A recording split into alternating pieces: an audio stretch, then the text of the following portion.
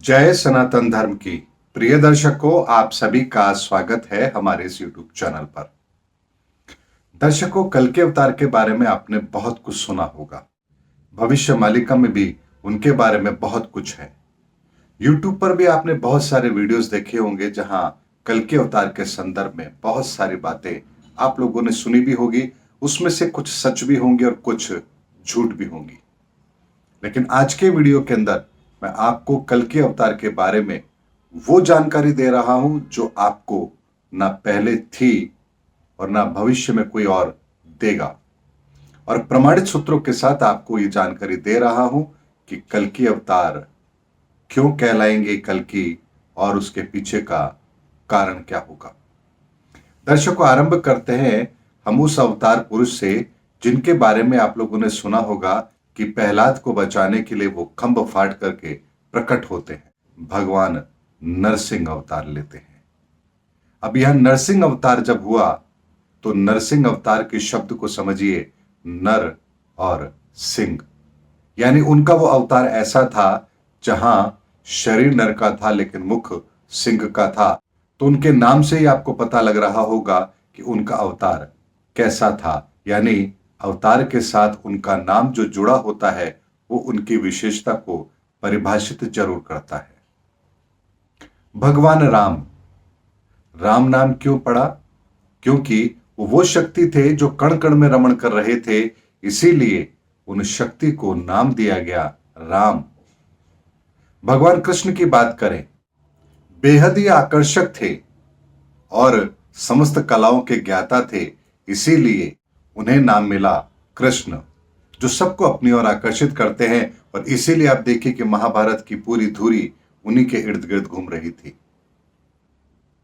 ऐसे में अगर कल्कि अवतार होंगे तो कल्कि नाम कुछ अलग सा लगता है और कार्य भी कुछ अलग सा होगा।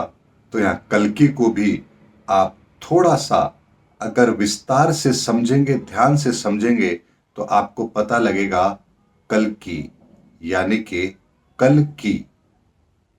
अब कल की जब बात आती है तो यहां भूत और भविष्य दोनों कनेक्ट होते हैं। हम बात करते हैं कल, कल यानी जो बीत गया वो भी हो सकता है और जो कल आएगा वो भी हो सकता है। तो यहां कल का तात्पर्य हमारे भूत और हमारे भविष्य से है। ऐसे में कल की अवतार यानी कि वो अवतार जो भूतकाल में है और जो भविष्य में होगा, उसके बीच में एक सेतु का काम करेंगे।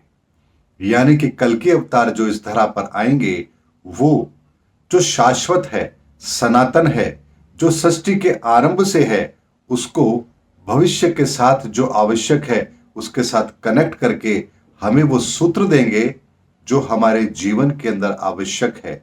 यानी हमारे भविष्य का वो दर्पण हमें दिखाएंगे जिसका संबंध कल्कि से होगा, यानी कि कल से होगा।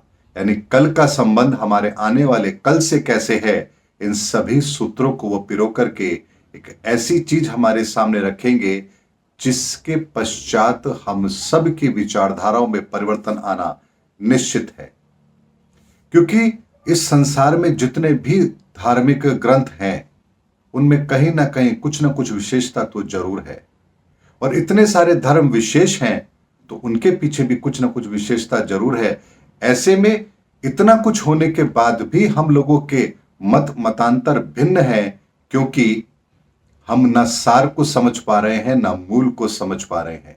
इसीलिए कल्कि अवतार हमारे ही धर्म के आधार पर हमारी सही मान्यताओं को बाहर लाने का काम करेंगे और जो कल था उसको कल पर ले जाने का काम भी यहीं पर वो करेंगे।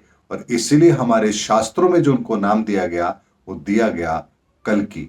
यानी कि कल्कि अवतार के कार्यों का एक विस्तृत लेखा जोखा हमें उनके नाम से मिलता है कि जो कल्कि अवतार होंगे वो शास्त्रों में वर्णित सत्य को हमारे सामने लेकर आएंगे और उस शास्त्र से हम भविष्य में कैसे आगे जाएंगे इसकी पूरी रूपरेखा वो हमारे सामने रखेंगे। और इसीलिए उन्हें भविष्य पुराण के अंदर नाम दिया गया कल्कि। इसीलिए दर्शकों, हर अवतार के नाम के पीछे एक महत्व होता है, उनकी पूरी विचारधारा होती है, उनकी पूरी कार्यशैली होती है और उनका पूरा व्यक्तित्व होता है।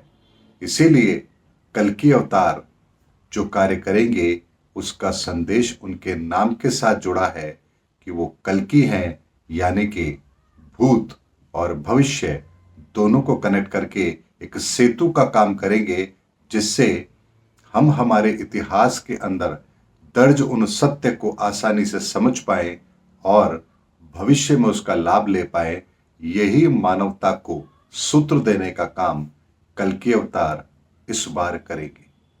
उम्मीद करता हूं दर्शकों मेरा वीडियो आपको जरूर अच्छा लगा होगा। अगले वीडियो में आपसे फिर भेंट होगी, तब तक हमारे चैनल पर बने रहिए।